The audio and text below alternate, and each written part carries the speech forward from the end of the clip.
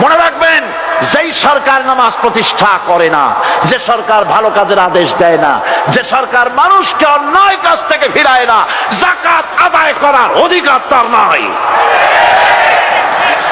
সুতরাং এমন এক সময় আসবে যখন আবার আমাদের জন্য সুখ শান্তি ফিরে আসবে। সেজন্য কোরআনের কাছে আসতে হবে। কার কাছে? এই কোরআন হলো সেই কোরআন। আমার নবী বলেছেন, মান ক্বালা বিহি সাদাকা।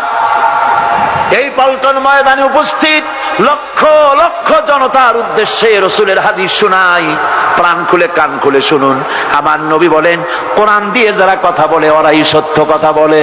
সুবহানাল্লাহ।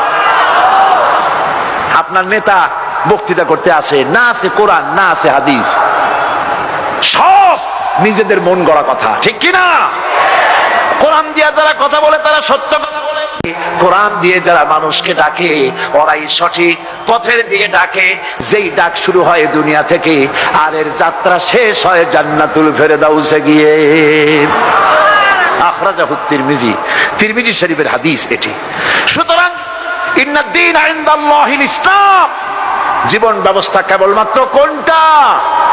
জোরে বলেন, কোনটা? এই ইসলামের আইনের সামনে মাথা নত করে দিতে হবে।